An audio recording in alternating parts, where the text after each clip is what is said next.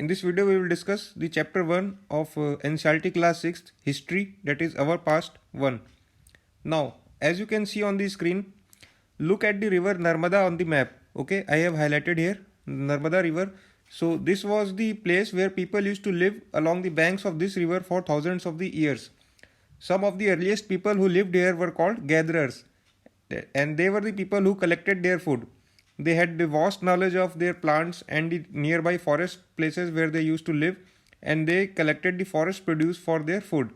They also hunted animals, hence they were called gatherers and hunters. So always remember, the first hunters and gatherers, they used to live near the Narmada river.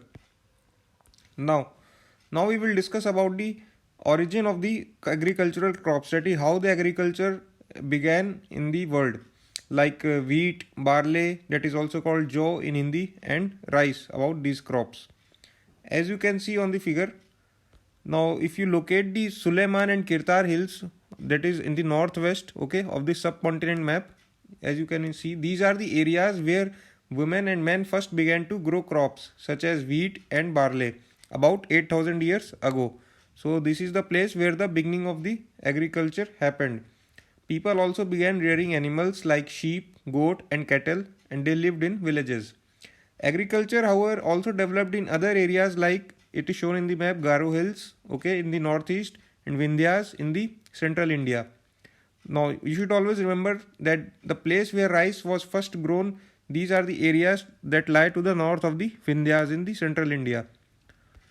Now, having covered about the agricultural crops, now we will discuss about the origin of the ancient cities, some of the ancient cities of our present day. Now, look at the river Indus and its tributaries here on the map. Okay, what are tributaries? Let me remind you. Tributaries are, these are small rivers that flow into a larger river that join the stream of the main river. So about around 4700 years ago, some of the earliest cities, they flourished on the banks of Indus rivers and their tributaries. And later, about 2500 years ago, the other cities also developed on the banks of Ganga and its tributaries. You can see here, I have highlighted the Ganga and its tributaries. Now if you look at the Ganga and its tributary Son river is shown here, okay. So the area along these rivers was also known as Magad, which is now currently in the state of Bihar, and its rulers were very powerful and they had set up a very large kingdom called Magad. So you should remember these small points, okay. Now, having learnt about the origin of agriculture and ancient cities, now we will learn about some new terms which will help in finding about the details of the historical happenings. First, let us learn about what are manuscripts, okay. So these are the books basically written by hand, okay, in the ancient past, and they help in finding out about the past subjects like religious beliefs and practices, the lives of kingdoms, and medicine and science. Now you should remember, this is an important point, that these were usually written on palm leaf. I have shown the picture of palm leaf here, and on the specially prepared bark of a tree known as the birch, okay. Here is the picture of bark of a tree that is grown in the Himalayas, okay. And the language used in these manuscripts, these were Sanskrit or Prakrit or Tamil. So this is an important point you should remember. Prakrit was the language which was used by the ordinary people. And here is an image showing the how the manuscripts used to look. If you look at the figure, okay, this was the kind of manuscript. Now second are inscriptions. So what are inscriptions? These are basically written on a hard surface such as stone or a metal, and the writings on this surface, they used to contain either the king's orders, okay, or record of battles and victories. The inscriptions, they used to contain both scripts and languages, and the process of decoding them is called decipherment. So there is an important difference between inscription and manuscript, that manuscript was written on leaves or bark of a tree, but inscription was inscripted on the hard surface like stone or metal. Now, what is archaeology? So we have learnt about manuscripts and inscriptions. Now there are also other things, other objects like buildings, okay, you have paintings and sculptures. So the study of those objects is called archaeology, and those people who study these objects, they are called archaeologists. They also explore and excavate to find tools, weapons, pots, ornaments, and coins. The picture is shows in the screen shows the pot. Okay, left side is the pot and the ancient some of the ancient coins that were found.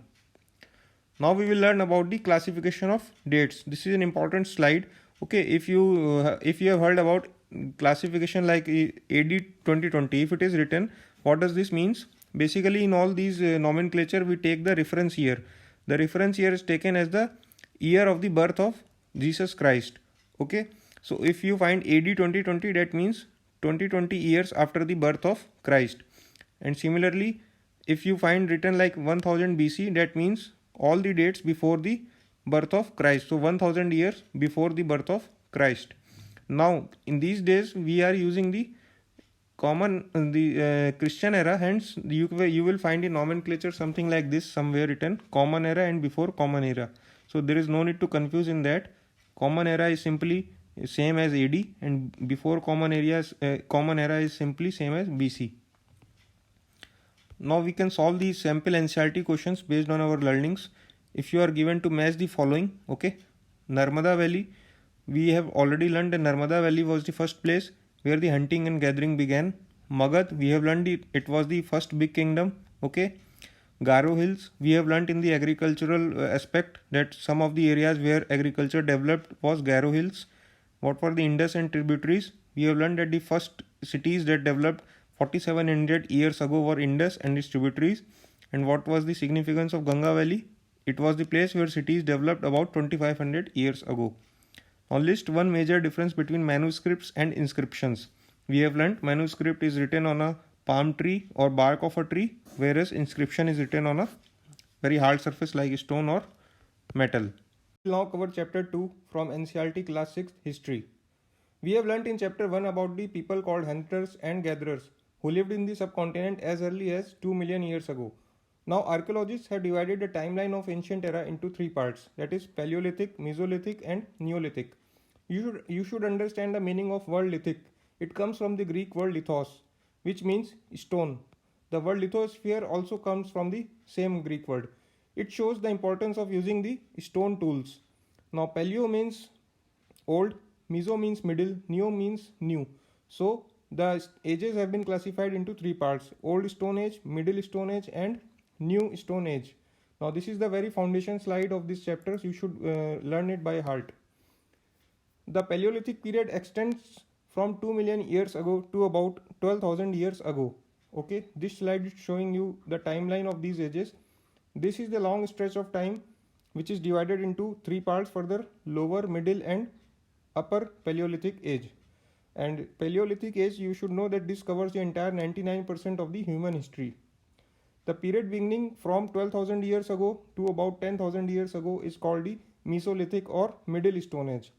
Stone tools found during this period are generally tiny and these are called microliths. So you need not remember this, but you can also find it by yourself by breaking it into two parts. Micro means tiny and lith means, we have told you, stone. So tiny stones which were called microliths. Okay, and the next age or next era was called Neolithic, which was around 10,000 years ago till up to now. Now we will learn about some important definitions. Okay, so sites. What is site? It is a place where the remains of things like tools, pots, buildings, etc. were found, and these remains were left behind by the people who used them or made them. These may be found on the surface of the earth and mostly near the source of water like rivers, and or buried under the earth or sometimes even under the water. Now we will look after some important Paleolithic sites. Okay, two important sites have been covered by the NCERT. So first is Bhimbetka site in present day MP. This is an old site with caves and rock shelters. People choose these natural caves because they provided shelter from the rain, heat and wind. These rock shelters are close to the Narmada Valley as shown in the next slide. See here the location of Bhimbetka site on the map of India. Now we will study about rock paintings. Okay, many of the caves in which these early people lived, they had paintings on the walls. Some of the best examples are from MP and South UP. These paintings show wild animals which were drawn with great accuracy and skill. You see here on the screen, this is a rock painting where the man is hunting an animal. Now we will study the second site of Paleolithic age, that is Kurnool Caves. There traces of ash have been found and which suggest that people were familiar with the use of the fire. Fire was used for many things as a source of light for meat roasting or to scare away the animals. Now this site was found in the or it is located in present day Andhra Pradesh. You should remember this. You should find this on the map of India on your screen. Now we will cover about Mesolithic age that started 12,000 years ago. Around this period, there were major changes in the climate of the world with a shift into relatively warm conditions. This led to the development of the grasslands. This in turn led to the increase in the number of animals that survived on a grass, example deer, goat, sheep and cattle. And you should remember fishing also became important during this period. Now we will cover the important concept of domestication. What is this? This also started 12,000 years ago from the Mesolithic period. Now hunters and gatherers became the farmers and herders. That is, people used to grow plants and look after the animals instead of hunting them. Earlier plants to be Earliest plants to be domesticated were wheat and barley. This we have covered in chapter 1 also when we have taught you about the agricultural crops which were earlier agricultural crops, wheat and barley around 8,000 years ago. Okay. The earliest domesticated animals include sheep and goat. Now we will look after some important Neolithic site that is covered in NCERT, that is Mehergarh in Balochistan, present day Balochistan. Okay. Just remember that we have learnt earlier that Neolithic era begins 10,000 years ago. So just keep this point in your mind, okay, before moving on to next slide. So Mehergarh was one of the places where people learned to grow barley and wheat and rear sheep and goats for the first time. Now if you connect the dots, then we learnt in chapter 1 that around 8,000 years ago, wheat and barley crops were first grown in Suleiman range. Look at the map here. Now look. Here that Mehergarh site that is here, it is also located near same range, Suleiman range and Bolan Pass. Okay, you see here Bolan Pass. This is one of the most important routes into Iran. At this site, many animals' bones were also found, which suggests that the people were still hunting animals and not completely domesticated them. So this is an important site covered by the NCERT. You should have look at this. And there are some of the other findings at Mehergarh for study by the archaeologists. There were houses which were rectangular or square in shape, okay, and they had 4 or more compartments, some of which were used for storage of the grains, and several burial sites have also been found at Mehergarh with evidence that people may have believed in life after that concept. Based on our learnings, we will now solve these NCERT questions.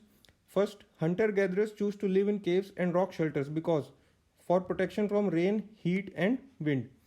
Grasslands develop around, we have seen, when the climate change was there 12,000 years ago. Why do people grow crops have to stay in the same place? Because they had to look after the plants, watering them, weeding them and driving away animals and birds and up till the grain ripened. Okay, when the crop was ready for harvesting.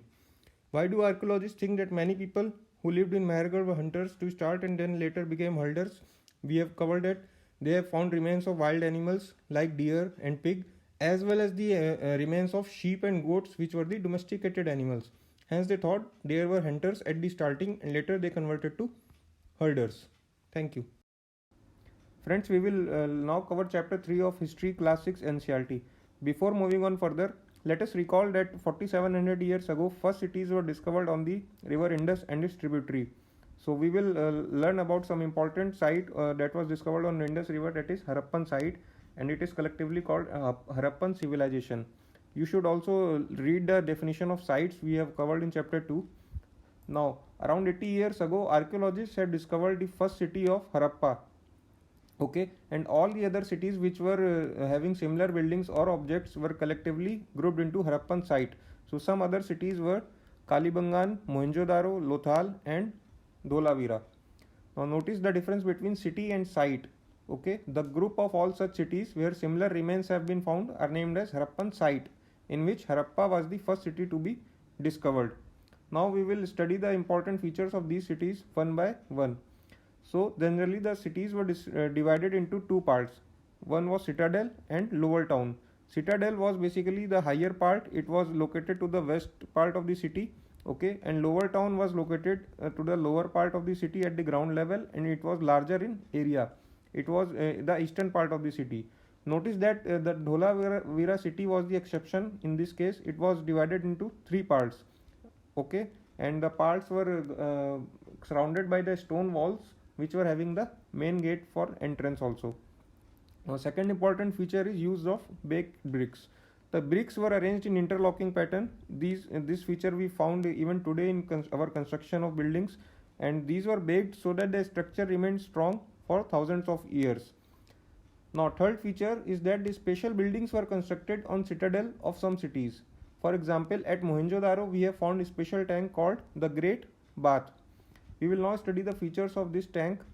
This was lined with the bricks, it was coated with the plaster and made watertight with a layer of natural tar.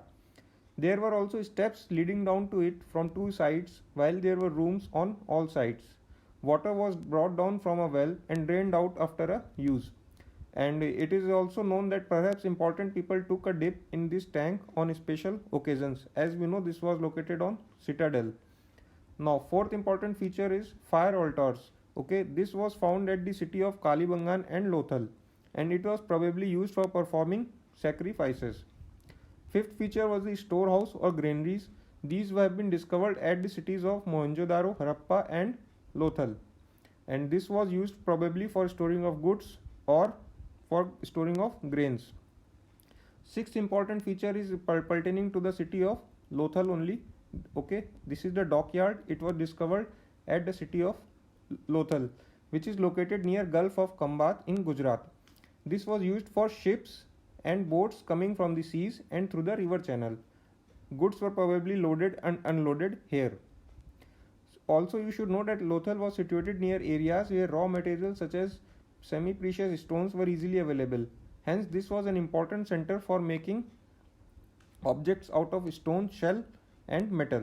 That we will learn later on in the presentation. Now, we will also study the houses, drains and streets, okay, at Harappan site. So, about houses, these were the important features that one or two story building were there, okay, with rooms built around a courtyard. This is something courtyard, how it looks like, okay, you can read this definition, okay. These houses, they had a separate bathing area and wells to supply the water. Now, how were the drains and streets at Harappa? These were covered drains, okay. This shows that there was focus on sanitation, and there were also inspection holes to clean them. Now, each drain had a gentle slope so that water could flow through it. The drains were also connected to those on the street. That is, the drains in houses, they were connected to the streets so that smaller drains gave way to the larger drains. Okay. Now, based on our study, you can now try to solve this question. Just pause the video and try to solve this question by yourself. Now we will study about life in the city of Harappa. There were three important types of peoples, okay, rulers, scribes and craft persons. As we know, Harappan city was a very busy place, so there were people who planned the construction of special buildings in the city.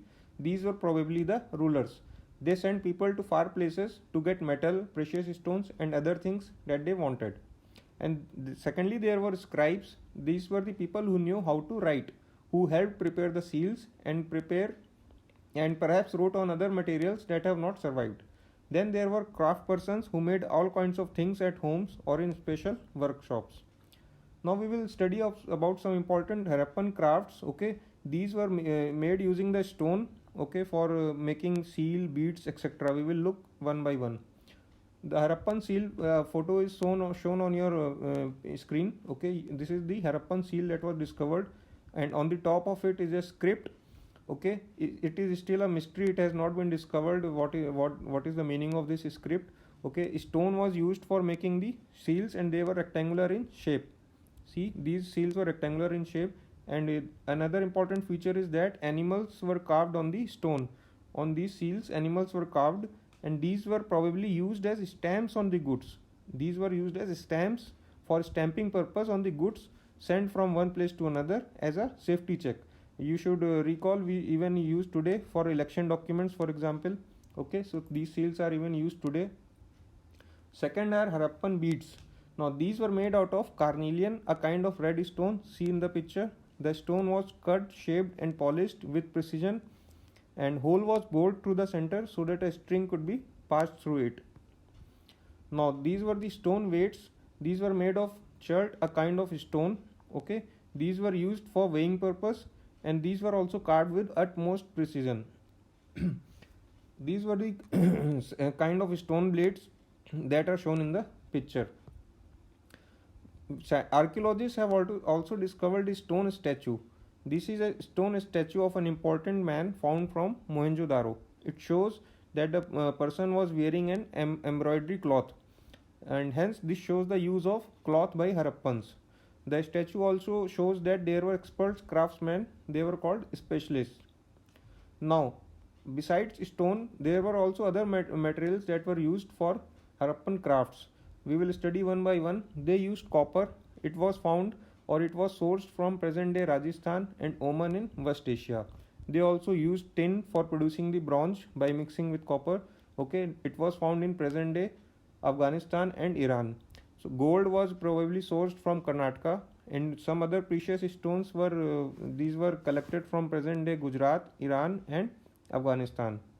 Now these people also used some other kind of material. Okay, this was an artificial material. This is called fines. Okay, it was produced using binding and glazing process, which was applied on sand or quartz. It was used to make beads, bangles, earrings and tiny vessels, and the color was either blue or sea green. Here it is shown in the picture, you can see. So now based on our learnings, we can now solve some NCERT questions. Okay, first is, how do archaeologists know that the cloth was used in the Harappan civilization? We have learned that we have found a stone statue at Mohenjo-daro with the embroidery cloth, and the archaeologists, they also discovered the spindle machine for spinning the threads. Okay, second question, match the columns. Just previous slide, refer to previous slide, you can solve this question very easily. Third question, why were metals, writing, the wheel and the plow were important for the Harappans? So now see, metals, they were used to make tool vessels and ornaments. Writing was important for scribes who kept record and prepared seals. Okay, wheels, it was used for transporting goods and also for spinning cloths. Okay, and the plow, it was an agricultural tool to dig earth for planting seeds. It is as simple as that. So thank you. Friends, now we will start chapter 4, books and burials of NCERT Classics History. We will start with the study of the oldest book in the world that was composed around 3500 years ago, that is Rig Veda. As we all know, there are 4 types of Veds. Okay, so we will study one of them, that is Rig Veda, in this chapter. Now before moving on to further, we should learn a very important concept, that is the term called Suktas, that is being used throughout all the Vedas. Okay, so you should know that these are the collection of beautifully composed incantations. So basically, what is an incantation? It is a written or recited formula of words designed to produce a particular or magical effect. Okay, we can understand this with very simple examples around us. Okay, Gayatri Mantra, you all have heard Gayatri Mantra. Okay, and Maha Mrityunjay Mantra. Okay, first one, Gayatri Mantra, is a part of Yajurved, and Maha Mrityunjay Mantra is a part of Rig Veda. So these are the suktas basically, and these are recited or orally these are orally told to other person. Now we will now study the important features of Rig Veda. Okay, we should know that these are not in the written form originally. These were not books written originally. Okay, these were originally recited and heard, okay, from one person to another, that is collection of dialogues, and these were printed in the book form around 200 years ago. Okay, so we should remember that these are originally 3500 years ago, okay, compositions, but in the book form we have received them in 200 years ago only. These contain hymns, that are songs of prayer, okay, or suktas, we have learned, in praise of God. Okay, so mostly men but few women also composed hymns. This is an important point. Rig Veda, there were men as well as few women also who used to compose the songs of prayer. Now 3 gods were considered important, that is the Agni, Indra and Soma. And we also find many prayers in the Rig Veda for cattle, children and horses. because horse was important for battle purpose. And language used throughout the Vedas is Vedic Sanskrit. That is different from modern day Sanskrit that we know. Now these are the types of battles that are mentioned in the Rig Veda. We can read the slide that battle for cattle, land, water, and capturing people for slavery purpose. So we now know that the importance of cattle, land, and water in capturing people for those at the time of Rig Veda. Now some are the important terms of the Rig Veda I have collaborated here. Okay, we should read them and understand them one by one. First is yajnas. What is yajnas? This was a sacrifice, okay, in which offerings were made to the Agni god, and offerings were in the form of ghee or grains, or in some cases animal sacrifice were also given. So this is an important point. Who were Brahmins? These were the priests who performed various rituals. Who were the Rajas? Okay, they did not have capital cities. These are different from present day Rajas definition that we know. They did not have capital city or palaces or armies. Okay, this is an important point. Battles were not fought with the help of armies, and their sons did not automatically succeed fathers as Rajas. Who were the Jan and Vish? Now these are the words which are used to describe the people or the community as a whole. For example, Purujan, Bharatjan, etc. These were the Vedic tribes. Okay, names for particular Vedic tribes. Who were the Aryas? These were the people who composed the hymns of Vedas, and they did not perform the sacrifices. Who were the Dasas? These were the rivals of Aryas because they believed in different religious ideas. Okay, these were the opponents of Aryas, and this term is also used for slavery purpose.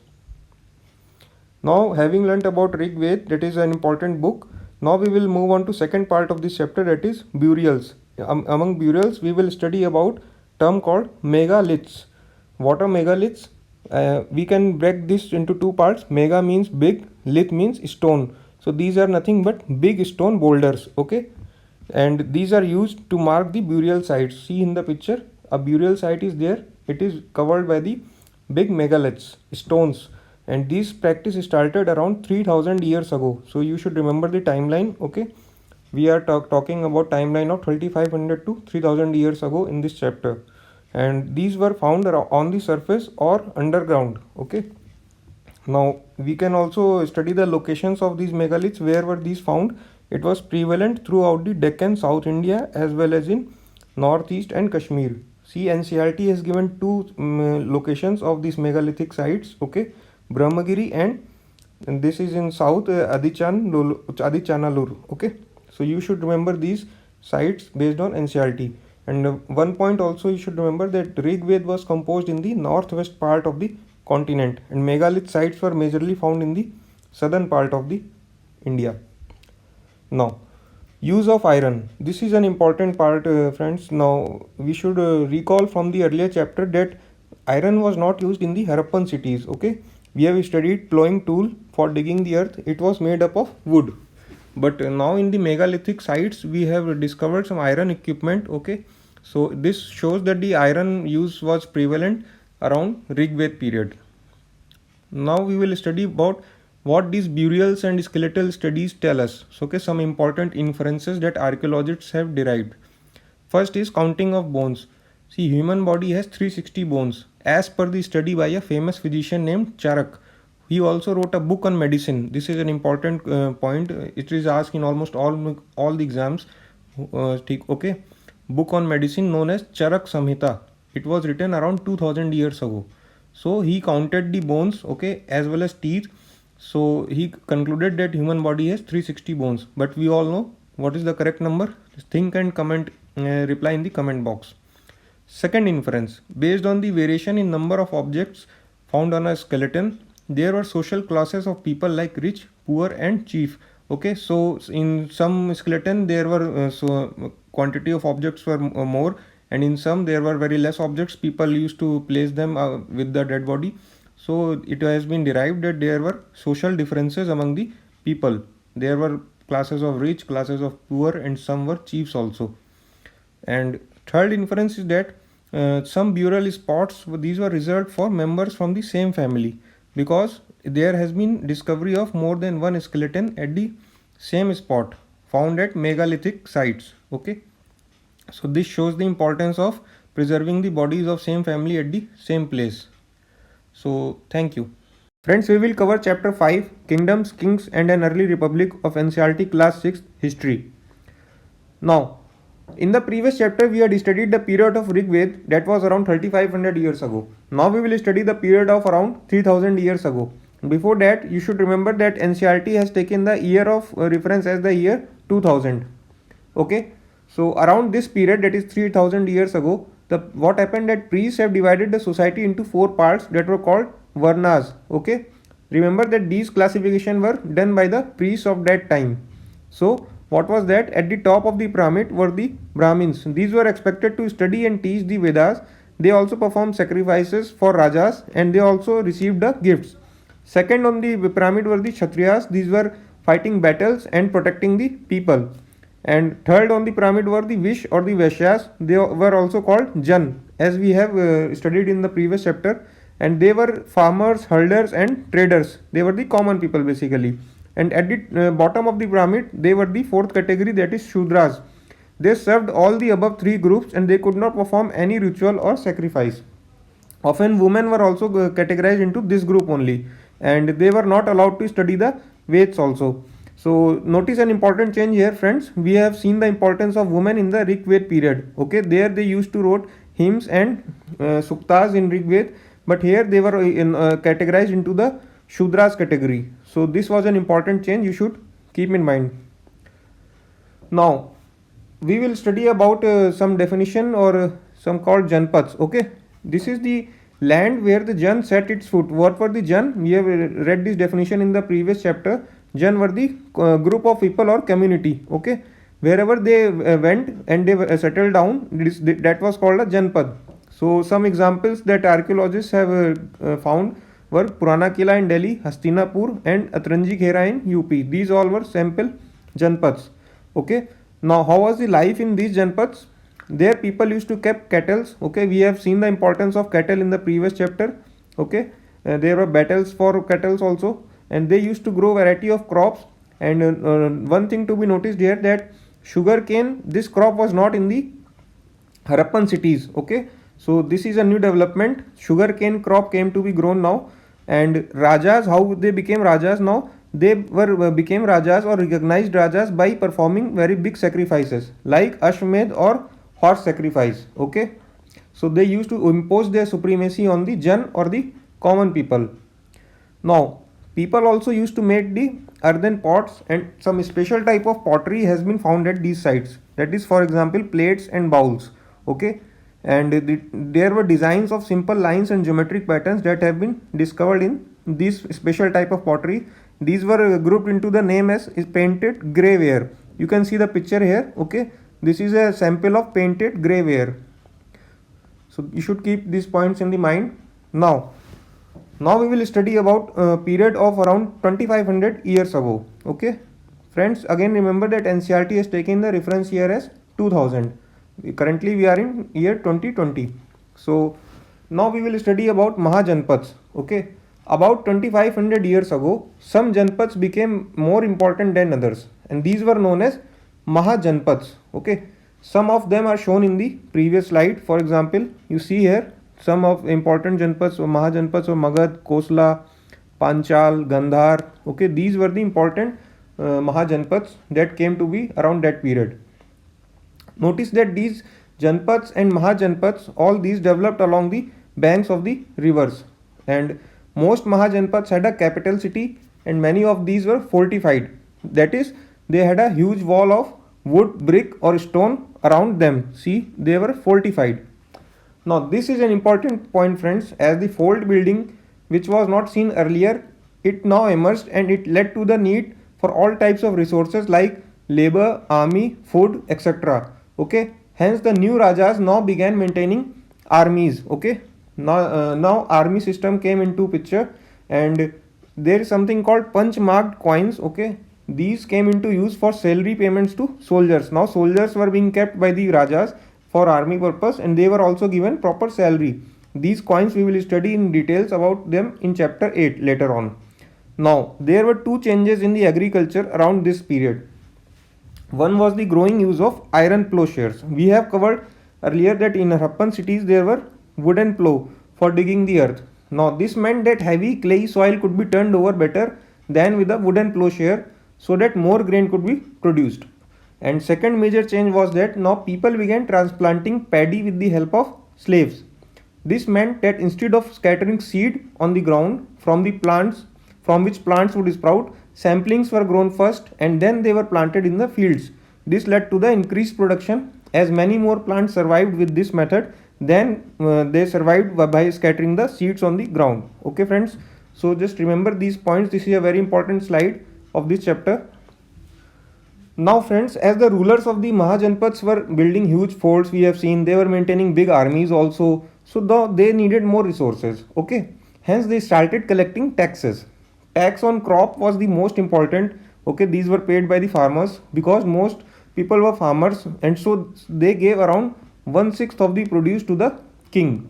There were other people also who used to pay the tax in some or other form to rajas, like they were craft persons, okay, traders, herders, and hunter gatherers. They used to give forest produce like fruits or food to the king. Now, friends, I hope you can now solve this question. The two ways in which the Raja of the Mahajanpads were different from Rigved Raja. Okay, just pause the video and read this slide. You will understand the differences. Now we will, friends, cover about the period of around 2300 years ago. See, we have started with 3000, then we studied 2500 years ago. Now we are studying a period of 2300 years ago. So in a period of 200 years, the major Mahajanpad that developed around that time period was called Magad. Okay, it was a Mahajanpad that turned into a very big kingdom. Now we will see the point by point the causes of the Magad becoming a big kingdom. What were the causes? It can be categorized into three main lists basically. Number one was the location. Location was very fruitful for Magad. It was on Ganga and its tributary zone, which provided transportation for goods and fertile land for crops. Second reason was huge forest resource. Okay, they had trained elephant for maintaining the army. Okay, they received wood for houses and building carts. Okay, for army purpose. And third reason was availability of iron ore mines for building tools and weapons. We have seen the importance of iron now. They were using the iron plowshares also. There were iron tools. In earlier chapter we have discovered that in megalithic sites now iron came to be in picture. Okay, so we had find tools and weapons in burial sites also in previous picture if you recall. So second are the rulers in Magad. So there are some sample rulers names you should remember: Bimbisara, Ajatsattu and Mahapadma Nanda. These were the three important rulers of Magad. What was the capital city of Magad? Rajagriha, present day Rajgir in Bihar. It was later shifted to Patliputra, that is present day Patna. Now, friends, there is an important point that a ruler from Europe who came up to river Bias in Indian subcontinent. He was the Alexander. There was an invasion of Alexander around this period only when the Magad was a big kingdom. But he returned back as the rulers of India had vast armies of soldiers, chariots and elephants. So this is an important point. This shows the importance of the Magad kingdom, how big there were the army and how strong and powerful the kingdom was. Okay, so in what ways were the armies different from those described in the Rigved, friends? In the Rigved there was no regular army. Now we had some regular army of soldiers, chariots and elephants. Now, friends, parallelly there was another political system running in Bihar around this period, that is gun or Sangh system. We will study them one by one. What is the definition of gun, friends? It is basically nothing but a group that has many members, like a group of monks or a group of nuns. It is called gun. And what is Sangh? It means an organization or association. In present day you can relate it with the RSS. Okay, it is a Sangh. So, friends, there was a place in Bihar that is called Vaji. Okay, there was a different political system being followed. It followed a gun or Sangh form of government. There were not one but many rulers. Okay, so even thousands of people were called Raja. Each one of them was called Raja. Okay, they performed rituals together and they met in assemblies for discussing any important issue. And please notice that women and das or slave people, they were excluded from these assemblies. So still women was not given the that much importance. And friends, Buddha and Mahavira, these have belonged to this system of governance only. About them we will study in the later on chapters. Friends, around this period, a very important book called the Dig Nikaya. It is a famous Buddhist book which contains the speeches of Buddha. It was composed around this period, that is 2300 years ago only.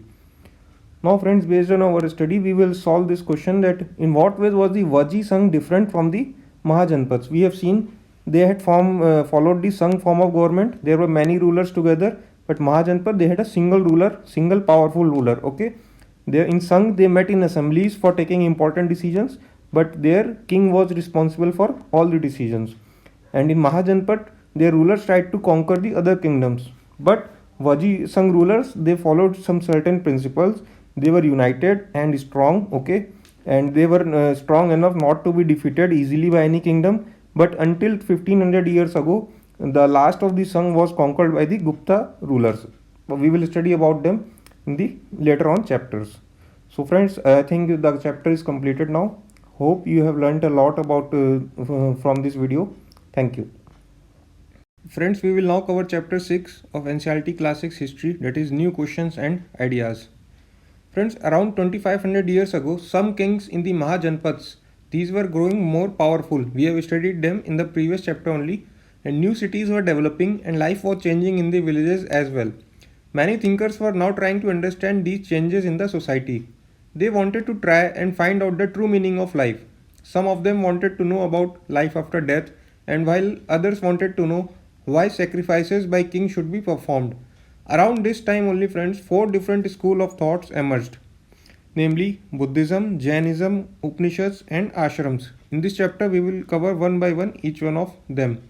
Let us first understand about Buddhism. Friends, Buddhism started as an ideology and it later became a big religion. It was founded by Siddhartha, also known as Gautam, who attained enlightenment under a peepal tree at Bodh Gaya in Bihar. What is enlightenment, friend? It is the attainment of supreme knowledge. After that, he was known as Buddha or the Wise One after achieving the enlightenment. He then went to Sarnath near Varanasi where he delivered his first sermon for the first time, and after that he spent his life traveling on foot, okay, going from place to place. He used to teach people, and finally he passed away at Kusinara. It is a place near in the UP. What were the main teachings of Buddha, Gautam Buddha? The Buddha taught that life is full of suffering and unhappiness. This is because we have cravings and desires which often cannot be fulfilled. Sometimes even if we get what we want, we are not satisfied and we want even more, or we want some other things. It happens with it even today with all of us. Okay, so he taught that this constant craving, it could be removed by following a moderation in everything, meaning you should be happy with whatever you have and there should be a balance and optimal achievement in the everyone's life. Okay, and he also taught people to be kind and to respect the lives of others, including animals. Okay, this is an important point. He believed that the results of our actions called karma, whether good or bad, it will affect us both in this life and the next. Now friends, the Buddha taught these teachings in the language of common people, which everyone could understand, which was the Prakrit at that time. Okay, and what was the language used to compose the Vedas? Friends, we have learnt it was the Vedic Sanskrit. Hence, it was difficult to understand and it required priests or Brahmin people to deliver it to people. And he also encouraged people to think about themselves rather than to simply accept what he said. So, he encouraged the independent thinking. Now, friends, we will cover the second school of thought, that was Jainism. Friends, the last and 24th Tirthankar of the Jains, that was Vardhaman Mahavir. He spread his message around this time, that is 2500 years ago. And Tirthankar, it means the spiritual teacher of the Dharma or right path. That is, you can say, God of Jains. He was basically the Tirthankar, last Tirthankar of the Jains. He was Kshatriya prince of the Lichavis. That was a group, a part of Vaji Sangh. We have learnt in previous chapter. And at the age of 30, he left home and went to live in a forest. For 12 years, he led a hard and lonely life, at the end of which he attained enlightenment. The word Jain comes from the word Jina, which means conqueror. So friends, why we use this word for Lord Mahavira? Because he was the conqueror of his inner enemies, namely greed, desire, anger, passion, ego. All these are our inner enemies. So he was a conqueror over all of these. Now friends, what were the main teachings of the Lord Mahavira? He taught a very simple doctrine that men and women who wish to know the truth must leave their homes and live a simple life. They must follow very strictly the rules of ahimsa, which means not hurting or killing the living beings, because he thought that life is dear to everyone. They had to be absolutely honest, and they were especially asked not to steal. They wandered around begging for food. So the followers of Jainism, they used to beg for food. Hence they were also known as bhikkhus, that is the Prakrit word for renouncer or a beggar. Please friends, do not confuse it with the present day beggars who are so called because of their economical situation. At that time these beggars were respected. Also they had to observe celibacy. What is the meaning of celibacy? That is not doing the marriage, abstaining from the marriage. Okay, and men had to give up everything including their clothes. So ordinary people could understand these teachings because they delivered in the language of ordinary people, which was prakrit, sorry. And the regional prakrit was, for example, prakrit is spoken in Magad was known as Magadhi. So likewise they used to deliver these teachings in the local or regional languages. Now friends, both the Mahavir and Buddha, they felt that only those who left their homes could gain true knowledge. They arranged for them to stay together in the Sangh, an association of those who left their homes. We have read this about Sangh in the previous chapter also. It is a group or association of like-minded people. Okay, the rules made for the Buddhist Sangh, these are written down in a book called Vinay Pitak.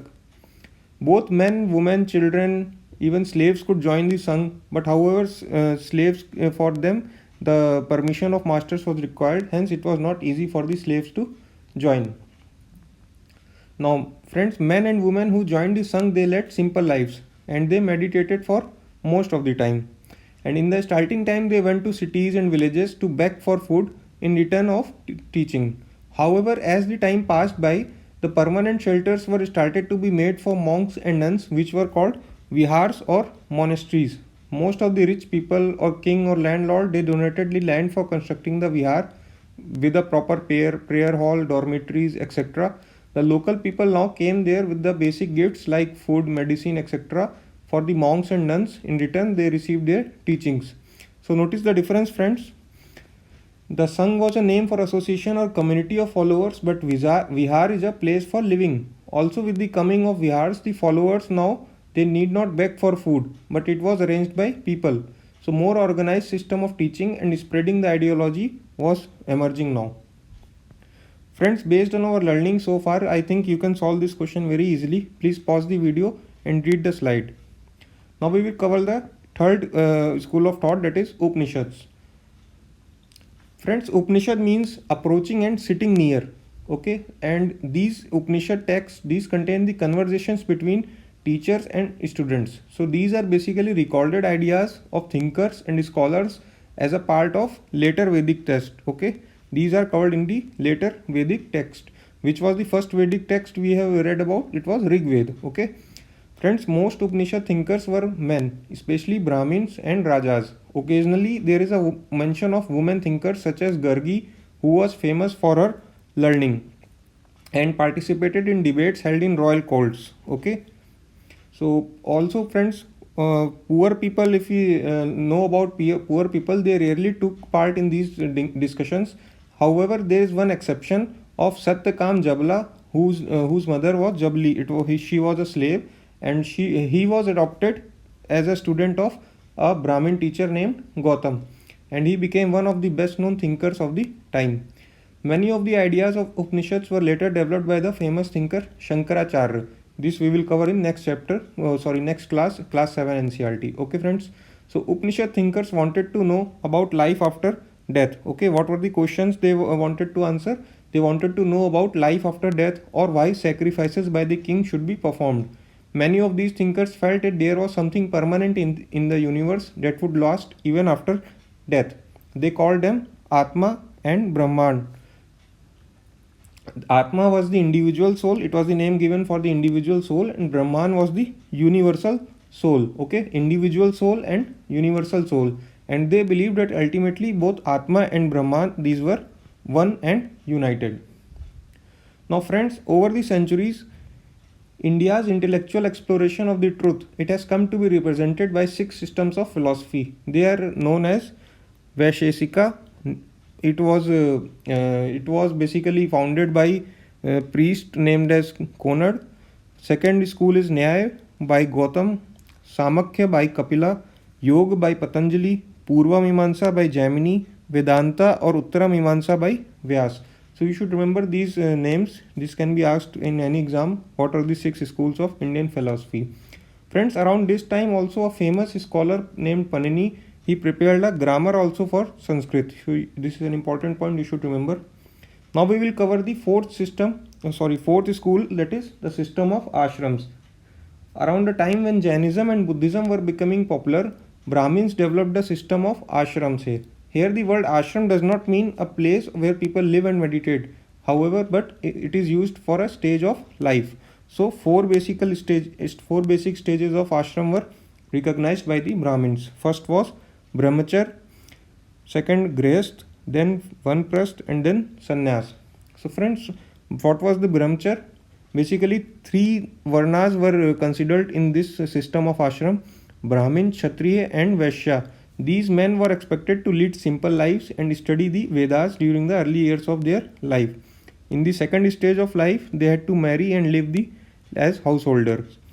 In the third stage, they had to live in the forest and meditate, and finally, they had to give up everything and become sannyasis.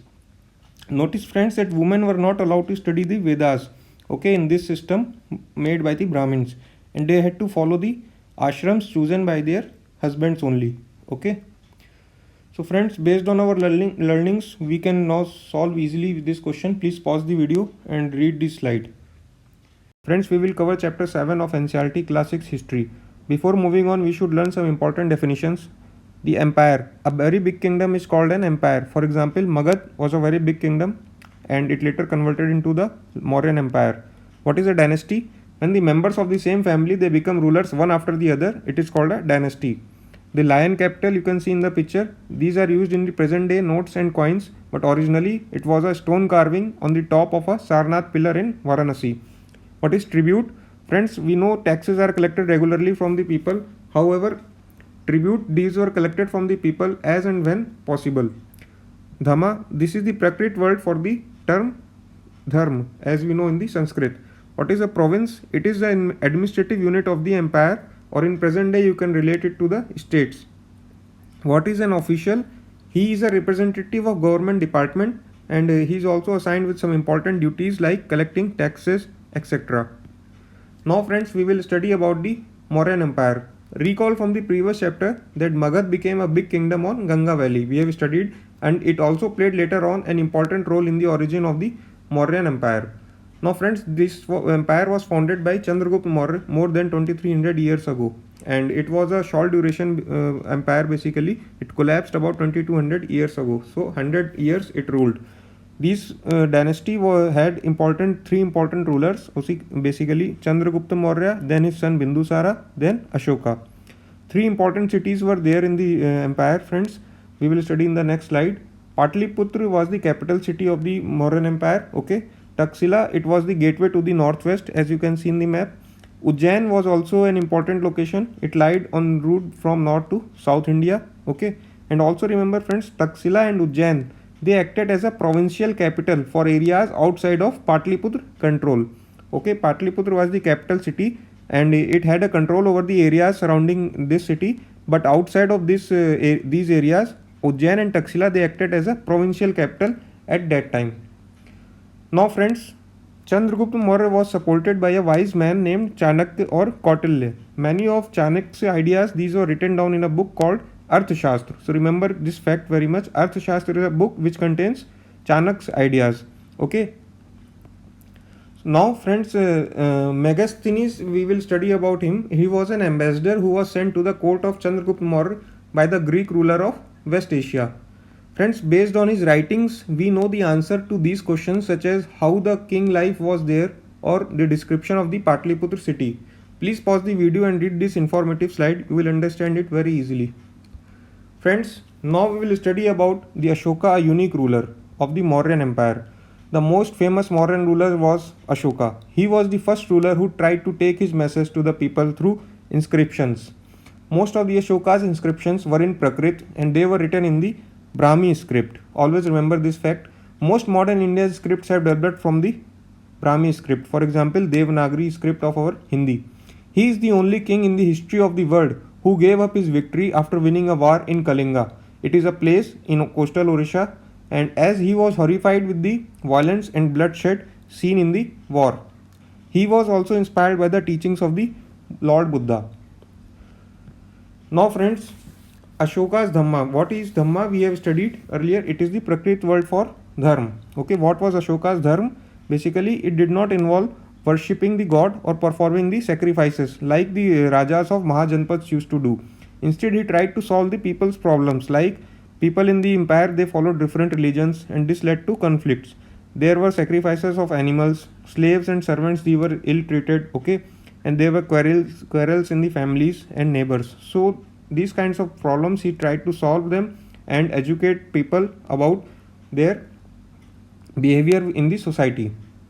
Now, friends, what were the means adopted by the Ashoka to spread the message of Dhamma or Dharma? Okay, he appointed officials known as Dhamma Mahamatta. Okay, read this first point.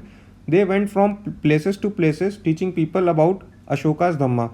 Besides, Ashoka got his messages inscribed on rocks and pillars. We have read earlier he used the process of inscriptions. Okay, he used inscriptions, and in very first chapter of our history book we have read what is inscriptions. These are the carvings on the hard stone or hard metal or stone. Okay, these are written on the hard surface like metal or stone. Okay, so Ashoka also sent messengers to spread ideas about Dhamma to other lands such as Syria, Greece, Sri Lanka. Okay, he built roads, dug wells, and built rest houses.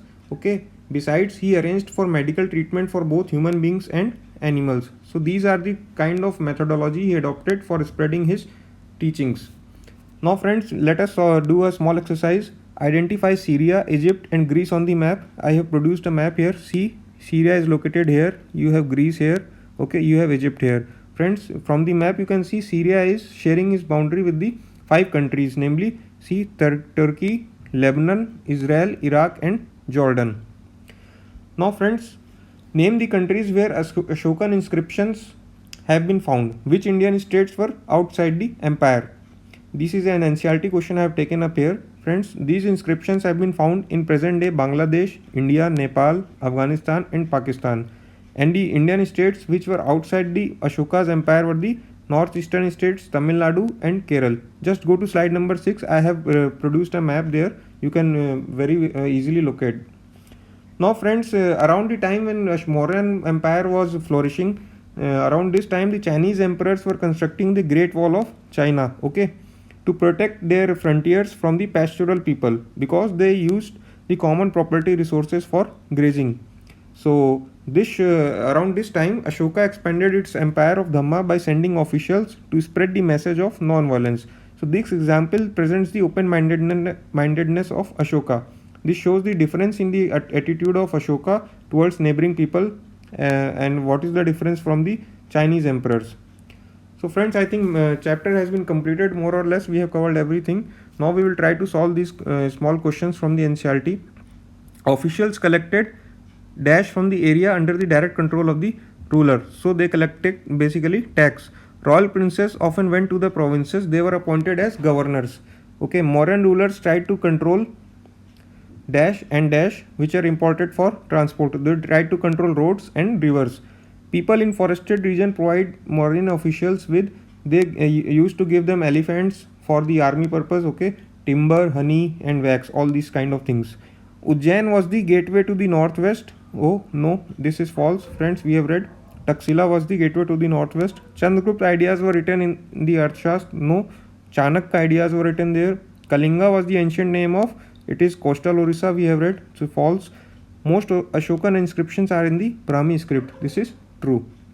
So friends, thank you. We cover chapter 8 of NCERT class 6 history. We have read about the kings and kingdoms in the earlier chapters like Magad or Mauryan Empire. Now they could not have existed without the support of villages and cities. So in this chapter we will study these two parts. Now first is the village. Who lived in the villages? Basically there were three kinds of people in the villages. First one was village headman. He was the largest landowner. He was called Gram Bhojak in North India and Vellalar in the South. Now you can easily learn this in the tricky manner. For example, Vella means no work. Okay, person who is Vella, who is that? Normally big person, they keep on sitting idly. Okay, doing just passing orders. So big landlords. Okay, Vellalar. And similarly, Gram Bhojak. What is Bho? Bho means Bhokal. Okay, Bhokal se Bhokal and Bho se Gram Bhojak. So one who has big Bhokal, big landlord. Okay, like that in a funny manner you can learn this. They used to collect taxes, acted as judge and also policeman sometimes. Apart from Gram Bhojak, there were other independent farmers. They were known as Grihapatis and they were known as Ujavar in Tamil. This you can learn in a tricky manner. Ujavar means Urja se Bhara, who is Kisan. Okay, Ujavar. Now around this period, that is 2500 years ago, means of irrigation also developed. That is, what is irrigation, friends? Using artificial sources of water to increase the agricultural production, for example canals and wells. And then the third category were das and karmakars. Okay, these were men and women, basically slaves, who did not own the land and they had to work on other fields for their living. Now friends, we will discuss about the life in the cities and what are the evidences that our archaeologists have gathered for studying the cities. First evidence is the different type of literature like Jatak stories from the Buddhist literature and Sangam literature. These were composed in Tamil. Sangam means assembly of poets. Through these stories we know about the type of occupations and life in these early cities. Second type of the evidence were the sculptures. What is an sculpture? It is an art of making statues by carving on wood or stone.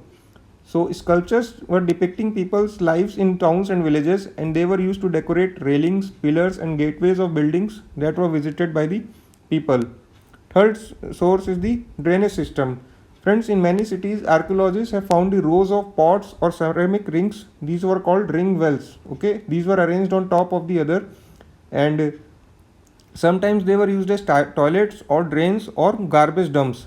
And another important point is they were found in individual houses. Okay, so this is a picture of a sculpture from Sanchi city in the MP. It shows the scene in a city. Okay, just look at this picture, beautiful picture. These are made of stone as wood and brick sculptures may not have survived. Now friends, you can compare the drainage system of cities, current cities with that of Harappan period. Recall this slide from the chapter 3. Okay, we have read that Harappan cities had straight and covered drains with inspection holes, but now we have found the open rings of pots. See here the ring wells. Also each house was connected to common drain of the city in the Harappan cities, and now here we have seen the individual drains in the houses. So these are the differences. Fourth evidence basically now is the PMC, that is punch marked coins. These are the rectangular or square or round in shape. Okay, and these are made out of metal sheets. This is a picture you can see. Also these coins were not inscribed but instamped. Okay, this is an important point. These were not inscribed but instamped using dies or punches. Hence these are called punch marked coins. And friends, these are the earliest coins that came into use around 2500 years ago. So what were these made of? These were made of silver as gold was too precious for the making coins. Now friends, fifth evidence in the list is the accounts of sailors and travelers who visited the cities. Now we know about the list of items that were imported and exported. In these early cities we have found that gold and silver were imported, which were not present during the Harappan times. Sixth is the crafts. The remain of craft items, for example extremely fine pottery, okay, known as northern black polished ware, it was found in the northern part of the subcontinent. Seventh is the cities, craft persons in the cities. Many craft persons and merchants, they formed associations known as shrenis. Okay, they also served as banks for public deposits and they supported religious institutions such as monasteries. So friends, this is a scene of northern black polished ware. Okay, it is a metallic looking ware with a shiny black surface. It is made at very high temperature. Okay, So just read this slide. Now friends, we will study about some evidences that are found in Rome, old city of Europe. Okay, Rome was developed around the same time as the cities in the Ganga Valley. Friends, what is an amphitheater? It is an open area, okay, look at the picture, surrounded by tiers of seats where citizens could watch all the kinds of shows. What is an aqueduct? Okay, aqua means water, duct means passage. So basically these are channels to supply water to the city. These were found in Rome. Why do you think these have survived? Because they were made of bricks and cement mortar. And please note that Romans were the first to find the cement. Okay. So now friends, between 2200 and 1900 years ago, okay, Arica Medu is a coastal settlement where ships were unloaded goods from distant lands. So what are the evidences that indicate that there was contact with the Rome? Okay, these are some of the list of evidences that we archaeologists have discovered for contact with the Rome. They have found pottery from Mediterranean region such as amphorae. These are basically nothing but jars of wine with two handles, you see. Second are Aretine ware from Italy they have discovered, and they have also found Roman lamps, glassware and jumps. Friends, we will cover chapter 9 of NCERT Classics History. This is the part 1 of this chapter. Now, friends, for so far in class 6 we have studied about Mahajanpads, big kingdoms and empires. Then we also studied villages and cities. Now we will study about all such evidences that historians used to find out about traders and trade routes in the ancient history. Basically friends, let us learn about first what is a trader. Who is a trader? He is a person who buys items from one source location and then sells it at a higher price at another location. Now in this process he is doing basically two things. One, he is establishing a route for movement that is called trade route, and he also carries the items from one location to several other locations, and they are used as an evidences. Now among all such evidences, one of them is pottery that we have covered earlier, northern black polished ware, if you remember. Okay, this was extremely fine pottery that was found from several sites in the subcontinent. So now friends, first of all we will study the Roman coins. Now if you recall, gold and silver coins, they were used around this period, and these were not in use around Harappan period. So this happened because of increase in trade. Now many Roman gold coins, they have been found in South India by historians. We will study their significance now. South India, basically friends, it was a famous place for spices like pepper. Pepper was also known as black gold in the Roman Empire, and South India was also famous for semi-precious stones.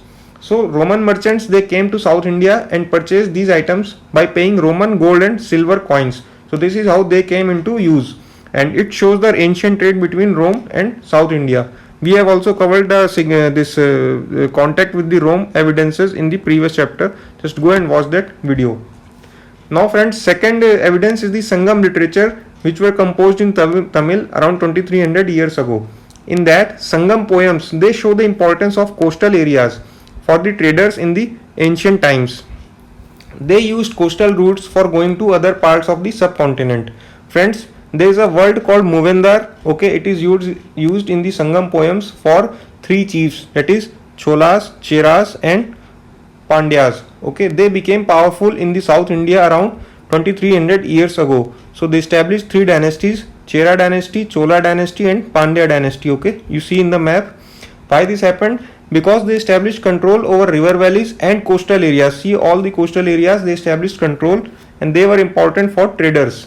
Now Sangam poets, they praise these kings because they collected tribute instead of taxes, and also distributed these gifts and taxes or tributes among their supporters. Okay friends, now inscriptions are another source of knowledge for decoding the past. They tell us that around 200 years later, the Satavahanas dynasty, they became powerful in the western India. See in the map, okay, there is Satavahana dynasty, they gained control over western India, and they also friends sent their army along these coastal areas to gain control over important trade routes. Hence these rulers, they were called lords of Dakshinapath. Now what is this Dakshinapath? Dakshin means south, path means passage or way. So they controlled the passage towards the south. Okay. So in ancient history you should learn that this Dakshinapath was the name given to entire ancient south of the subcontinent. Okay. This entire region in the map shown was called Dakshinapath. Okay. Now friends, fourth point is the Silk Route. these historians also study about this ancient Silk route that played an important role in the movement of traders.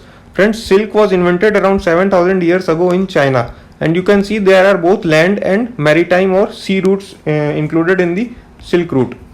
Now friends, what was Silk route? In simple words, the route followed to carry the silk from one place to another. Okay, why it was carried? Because it became symbol of fashion in Rome around 2000 years ago, and it was also used as gift to rulers. Now why silk was expensive? Because friends, it had to be brought all the way from China along dangerous roads and mountains, deserts. Okay, the geography was very hard of the land route, so this was very expensive, as traders had also to pay the taxes on the silk carrying for carrying the silk by the rulers. They collected taxes from the traders for carrying silk. So why Silk route developed on sea? Now the question is that because the silk was carried from the sea because of the shorter route, and there was no tax to be paid while carrying it through the sea. They bypassed the tax payment. Now friends, why did some kings wanted to control the Silk route? Because they could benefit from the taxes, tributes and gifts brought by the traders. In return, they provided them the protection from the local robbers. Okay. Now the best known kings were the Kushanas. They ruled over Central Asia and Northwest India around 2000 years ago. So this is the sub-region of Asia I have produced here for your ready reference. Okay, this was the area total controlled by the Kushanas. Now they were the first kings to issue the gold coins. So this is how the gold coins also came into picture, because they were used by the traders along the Silk route. So this is how they spread across all the parts of the subcontinent, and throughout the world gold coins came into use. Now thank you friends, we will continue this chapter in the second part of the. Hello, we will now cover part 2 of chapter 9, Traders, Kings and Pilgrims. The index of this video is as shown. First topic is the spread of Buddhism. Now can you guess how Buddhism spread to other parts of subcontinent? This is because Buddhist monks, they traveled to these parts with merchants and traders about whom we have learned in the previous video. Now, from previous video we also know that Kushanas, they have ruled in the Central Asia, and among them the most famous ruler was Kanishka around 1900 years ago. He organized a Buddhist council. Now friends, what is a Buddhist council? These are nothing but these were the meetings of Buddhist scholars to discuss the important matters or to make the amendments in the Buddhist literature. Okay. Now, in Kanishka's court, there was a poet named Ashwaghosh. Okay. He composed a biography of Lord Buddha that was called the Buddha Charit. Another important change during this period happened, that the use of Sanskrit language by scholars, which was not the language of ordinary people, came into effect. So remember this point. Now, before moving ahead, let me tell you the meaning of Bodhisattvas. What is Bodhisattva? Bodhi is a Sanskrit name meaning awakened or enlightenment. Okay, and Sattva means the purity and wisdom. Hence, these are the persons who have attained the enlightenment. Now friends, around this time there were some changes in representing the Buddhist ideas. Note that there was no change in the Buddhist ideology, but just the method of practicing it and representing it was changing. This new form was called Mahayana Buddhism. Okay, and the older form is called Theravada Buddhism. So I have also produced a learning trick. You can remember like this: Mahayana has yan, opposite is naya, naya means new. Okay, so just you can remember like this. The new form of Buddhism is called Mahayana Buddhism. Now, what are the differences between the two? These are the major differences between these two forms. In the first form, okay, the Buddha's presence was shown in this sculpture form, okay, by showing certain signs like people tree for enlightenment. And in the new form now, the statues of Lord Buddha started to be being made. And Mathura and Taxila, these were two important centers. Now, second important difference was Bodhisattvas that live in complete isolation, okay. In the older form, they were supposed to live in complete isolation and meditate in peace. But in the newer practice, they were supposed to be remain in the world among the people to teach them and help them, okay. And this was older form was most popular in the Southeast Asia regions like Sri Lanka, Myanmar, etc. And Mahayana Buddhism, it was popular in Central Asia, China, and later spread to Korea and Japan. Now friends, can you guess why this third point, Bodhisattva, they remain in the world to help and teach other people in the newer form? Because an important point we have learned, the language was changing now. The language was Sanskrit. It was not the language of ordinary people. Hence the help of Bodhisattva was required. And also Can you guess why this Mahayana Buddhism spread to Central Asia? Because we are talking about the Kushanas period, and the Kushanas, they ruled their dynasty, they ruled over Central Asia and some part of Western India. We have covered this in the previous video. You can go and watch that video. Now see here, I have produced some images. This is the Theravada Buddhism. Okay, sculpture and signs are used to represent the Buddhist ideology, and this is the newer form, Mathura style and Taxila style. Okay, these two statues of Buddha, they represent the newer form of the Buddhism. Now friends, we will come to another topic, that is the quest of the pilgrims. What is a pilgrim? These are men and women who undertake journeys to holy places in order to offer worship. Now in this topic, basically friends, you need to remember that there were 3 Chinese Buddhist pilgrims who came to India in search of knowledge. You should remember these 3 names: Fa Xian, Zhuangjiang and I King. These 3 pilgrims, they came to India. Now friends, what is the reason that they came to India? Because they wanted to visit the places associated with the life of Buddha. Okay, for example, Bodh Gaya, Sarnath, Kusinara. We have studied these in the chapter 5. Okay, and as well as famous monasteries like Nalanda. Now they were also interested in the books, manuscripts and statues of Lord Buddha, because which they carried back with them, and some of these were translated into Chinese language also. So from there the Buddhism spread to China also. Nalanda in Bihar at that time was the most famous Buddhist monastery of the period. We know from chapter 6 what is a monastery. These were the permanent shelters for monks. These were also called vihars. So Nalanda was Buddhist monastery at that time where the teachers were of the highest ability and talent. Okay, they followed all the teachings of the Buddha in all sincerity. And there all the learned men from all the walks of life, they came there to settle their doubts. So there was no restrictions of the kind of people who used to come there. Now friends, we will come to third topic, the beginning of Bhakti. So what is the meaning of Bhakti, friends? Bhakti is basically means to divide or share. Okay, hence devotee shares his deity's good fortune or blessings by creating a two-way relationship with a pure heart. So around this time, worship of certain deities which became a central feature of later Hinduism. The Bhakti spirit was gaining importance, and deities such as Shiva, Vishnu and goddesses such as Durga, they started to be worshipped. Now friends, we will study about the features of Bhakti.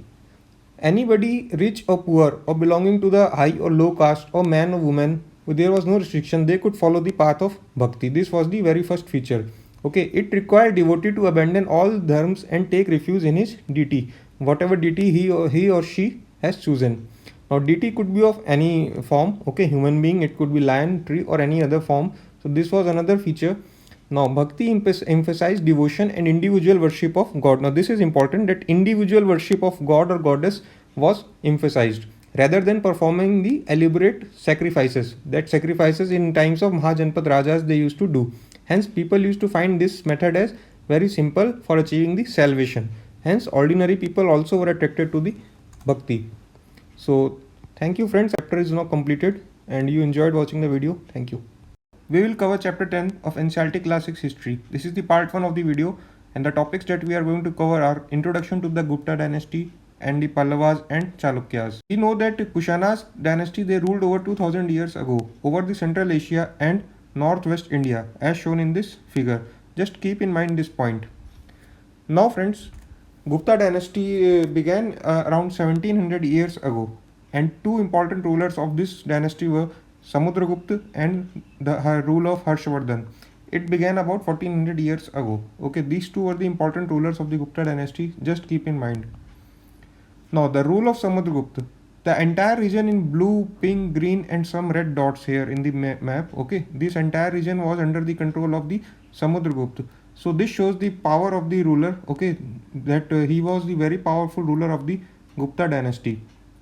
Notice that Prayag, which is the old name for Allahabad, okay, Prayag, Ujjain, here is you have Ujjain and Patliputra. Okay, these were important centers of the Gupta rulers.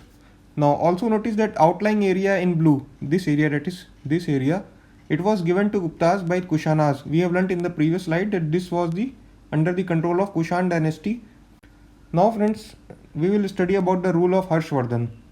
That was around the period 1400 years ago. Okay, he was ruling this entire area that is shown in here in the color, okay, this pink color, and he conquered Magad and Bengal. And very important point about this ruler, you should remember that he tried to cross Narmada river, but he was stopped by the ruler of Chalukya dynasty, okay, Pulkeshin II, that we will study later on. Now friends, around this time there were two important dynasties ruling in the South India, okay, around 1400 years ago, that were Pallavas and Chalukyas. We will study them one by one. Now the kingdom of Pallavas, it is spread from the region around their capital Kanchipuram, okay, this is the Kanchipuram, and this whole area was under their control, okay. So the kingdom is spread from their region around their capital to the Kaveri delta, okay, this is the Kaveri river I have shown in the map. So this whole area around the Kaveri delta and their capital, it was under the control of Pallavas. Let us understand about what is Doab. Doab is an area of land that lies between two converging rivers. So in this figure you see this is the Krishna river, okay, and this is the Tungabhadra river, of that is the tributary of Krishna river, and the area between these two rivers, that is this area, okay, between these two rivers, it is called a Doab. So when two rivers are flowing in the same direction, like Krishna river and Tungabhadra, they are the east flowing rivers, okay, and they are converging. So between them the land area is called Doab, and there is one name for that given between Krishna and Tungabhadra river. It is called Raichur Doab, okay. This Doab is called Raichur Doab.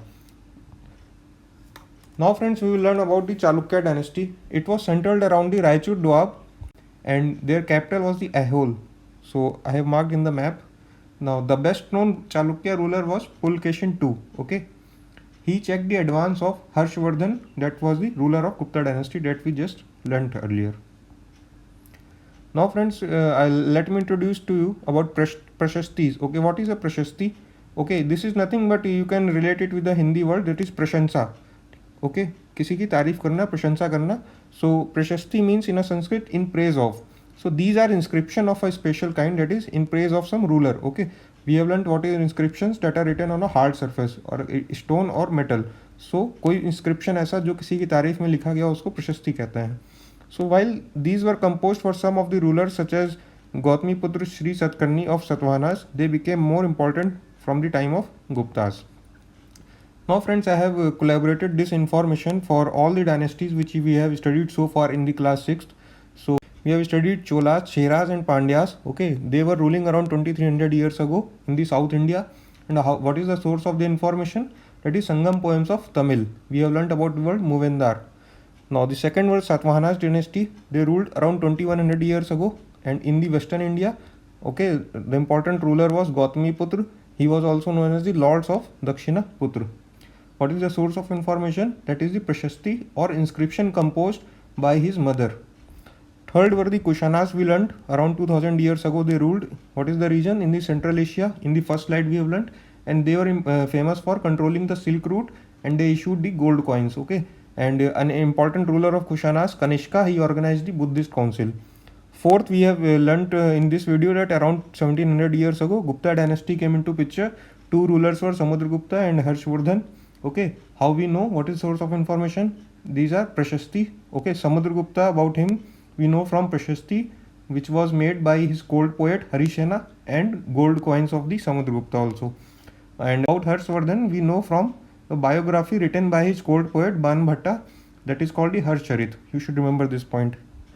Pallavas and Chalukya dynasty we have learnt around 1400 years ago. These were in South India, okay. And Pulkeshin II was an important ruler of Chalukya who checked the advance of Harsha. And what is the source? Prashastis by court poet of Chalukya, that is Ravi Kirti. So these are the source of informations. So just remember this slide, and you can take the screenshot for ready reference also, okay. So thanks a lot. We will continue in the part 2 of the video. We will now continue with chapter 10 of NCERT class 6 history. The index of the topics that we will cover are as shown on your screen. Now the meaning of genealogy is the list of ancestors. We know about them from the various prashastis of the rulers. For example, from the Prashastis we know about the genealogy of Samudragupta. The earlier kings, they used the title Raja. But from the Gupta dynasty we now see the use of the grand titles like Maharaja. Okay, this was used by great grandfather and grandfather of Samudragupta. And another grand title Maharaj Adhiraja. This was used by his father Chandragupta, and later it was adopted by Samudragupta also. Now we will study about the administration of these kingdoms. Now, as in the case of earlier kings, land revenue remained important for these rulers, and the village it remained a basic unit of administration. So what were the new developments at this time? First was some important administrative posts they were made hereditary. For example, the poet Harisena in the court of Samudragupta was made Mahadand Nayak, or also called chief judicial officer like his father. Also, sometimes one person held many offices. So, this was another major development. For instance, besides being Mahadand Nayak, Harisena was also a Kumar Amatya, that is, an important minister, and a Sandhi Vigrahika, meaning a minister of war and peace. So, friends, what do you think were the advantages of being hereditary officers? Father could train his son from an early age in the office that he held. Also, there will be a continuity of policy. What could have been the disadvantages? An incompetent son may come to hold the office, correct? Other more competent persons will be deprived of this opportunity. And also, a hereditary officer, he may grow strong enough to set up the independent kingdom because of the long duration he has been in the kingdom. Now, what were the new administrative arrangements during this period? This is an easy question we just now covered. Please pause the video and read the answer. Now, friends, there were some military leaders who provided the king with the troops whenever he needed them, but they were not paid regular salaries. Okay. Recall now from the earlier chapters we have read about Mahajanpads and Panch marked coins, okay, which were used for salary payment to soldiers. Hence, this is a new development we see now, that soldiers were not paid regular salaries. Instead, they received the grants of land to collect revenue from the land, and they used this for any army expenditure like for soldier, horses, or maintaining the equipments. These men were known as samantas. So now this is a new term. Please remember this. Now, what are the changes do you find in the army at this time? We have just discussed. This is an NCERT question. You can pause the video and see. Now we will study about the administrative arrangements under the South Indian dynasties that we have earlier read, Pallavas and Chalukyas. Now friends, inscriptions of Pallavas, they mention a number of local assemblies for administration purpose. These were called Sabha, which was an assembly of Brahmin landowners. Okay, this assembly functioned through subcommittees which looked after irrigation, agriculture, roads, temples, etc. Now second was the Ur. This was the village assembly found in areas where the landowners were not Brahmins. Okay, so there were two types of assemblies based on whether the landowner is a Brahmin, then it was called Sabha. If he was not Brahmin, then it was called Ur. And the Nagram was an organization of merchants. So remember friends, many of these local assemblies, they continued to function for centuries. Now we will read about ordinary people in these kingdoms. What are the sources that we know them about? First one is the Kalidas play, that is Abhijnan Shakuntalam. Okay, and second source is Chinese pilgrim account Fa Xian that we have read earlier, and some other sources like Ban Bhatta's writings on king's army. Remember friends that king and most Brahmins, they used to speak Sanskrit, while other ordinary people they used Prakrit, and this is the reason they could not understand the Prashastis as they were written in the Sanskrit. Now this is an NCERT question. Name a famous man who taught in Prakrit and a king who issued inscriptions in Prakrit. Lord Buddha, he taught in Prakrit. Okay, that is why Buddhism became famous among people. And the king who issued inscriptions in Prakrit, that is ordinary language, was King Ashoka. Now friends, I have collaborated this in slide, okay, about important poets who were their rulers and their important writings. Just pause the video and go through this slide. This is a very informative for your competitive exams as well. Okay, for example, Ashwaghosh was the poet in the Kanishka's court. He was the ruler of Kushan dynasty. He composed the Buddha Charit, that is the biography of Lord Buddha. Now mention three authors who wrote about Harshvardhan. Harshvardhan was the Gupta dynasty ruler 1400 years ago. We have sources from his court poet Ban Bhatta, who wrote his biography. Then Zhuang Zhang, he was a Chinese pilgrim who visited India. He also wrote about him. And Ravi Kirti, he was the court poet of Chalukya dynasty ruler Pulkeshin II. He mentioned about him also. We are now at the last chapter of this book. Let us start the chapter with the study of metallurgical history of India. Friends, metallurgy, it means the extraction of the metals from their ores for the further use. Now we know that Harappans, they were the master in the copper metallurgy, and we have also studied this in the chapter 2. They manufactured bronze by mixing copper and tin. We also studied that iron was not used by the Harappans. Iron age came after the Bronze age. Okay, so we have remarkable iron pillar at Delhi from around 1500 years ago as per the inscription found during the Gupta dynasty. You may see it in the figure. Now friends, these are the topics that we will cover in the part 1 of this video. So what is stupa? It means a mound. Now what is mound? Please see this picture. A round mass of earth projecting above the surface. Such kind of shape is called a mound. So buildings of such shape, that is historical buildings of such shape, these are called stupa. We use this word in history for the buildings. The stupa building started around 2300 years ago. As you can see in the image, a famous stupa at Sanchi, a place in MP, it belongs to Ashokan period, that is around 2300 years ago. Now friends, stupas, they have certain common features like relic casket covering, pradakshina path, railings and gateways. Now first you should know the meaning of relic. It is an object surviving from an earlier time, especially one of historical interest. Okay. And what is casket? It is a small ornamental box for holding jewels, letters or other valuable items. Hence, relic casket is a small box placed at the center or heart of the stupa.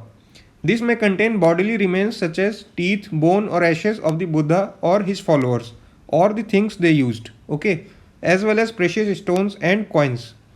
Now relic casket, it was covered with the earth, okay, it was covered with the earth and a layer of brick and stones. It was called relic casket covering. So you can see these in the images. This is a relic, okay, of it may contain the remains of Buddha or his followers. Okay. So friends, what is Pradakshina path? This was a path that was laid around the stupa. Here the devotees used to walk around in a clockwise direction as a mark of devotion. Even today we used to do this. Now this path was surrounded with the railings, and the entrance to the path was given through the gateways. You can see in the image, okay, you have gateway here, you can see here railings here, okay, and the path is around the stupa. Both railings and gateways, they were often decorated with the sculpture. Okay. Now friends, we will study about the building of the early temples. Some of the earliest Hindu temples were also built around 1500 years ago. Deities such as Vishnu, Shiva and Durga, they were worshipped in these temples. If you recall, the beginning of Bhakti also started around this period, it is 1500 years ago.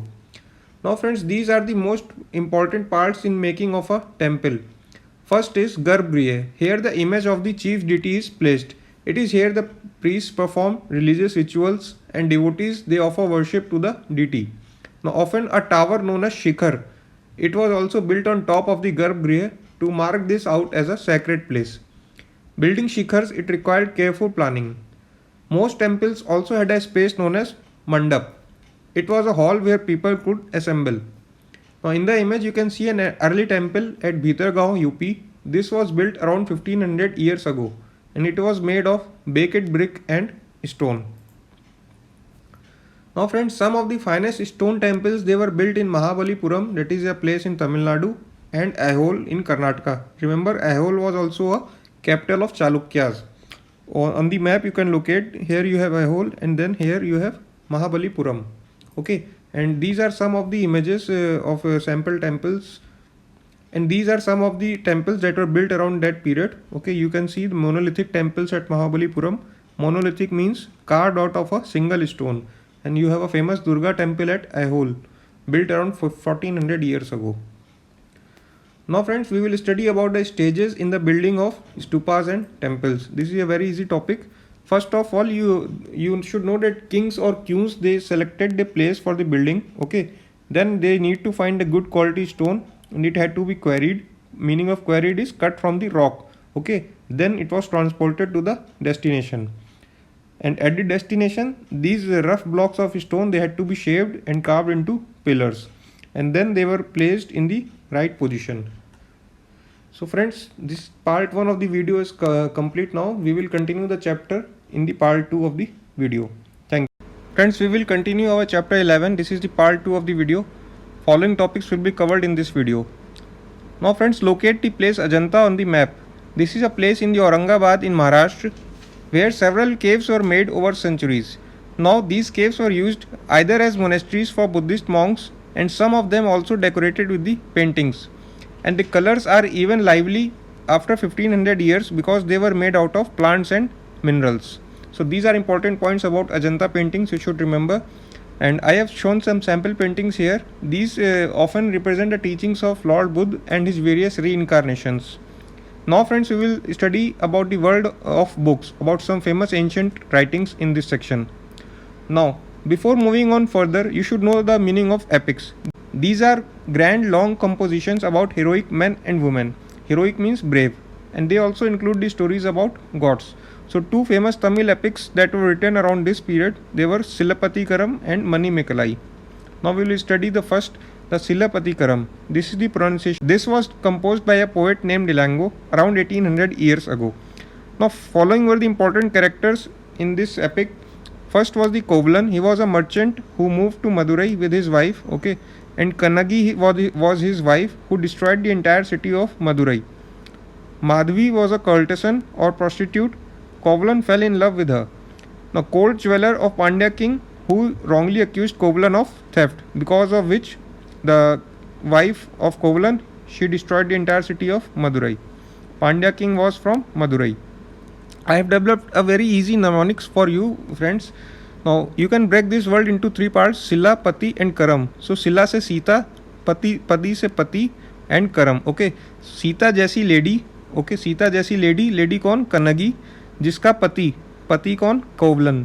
Sita जैसी lady जिसका पति उसके कर्म की वजह से. Okay, कौन से कर्म? Madhavi and jewel theft. Okay, उसके कर्म की वजह से मदुरई सिटी पूरी डिस्ट्रॉय हो गई. तो इस तरह से आप you can remember this, okay, in a funny manner.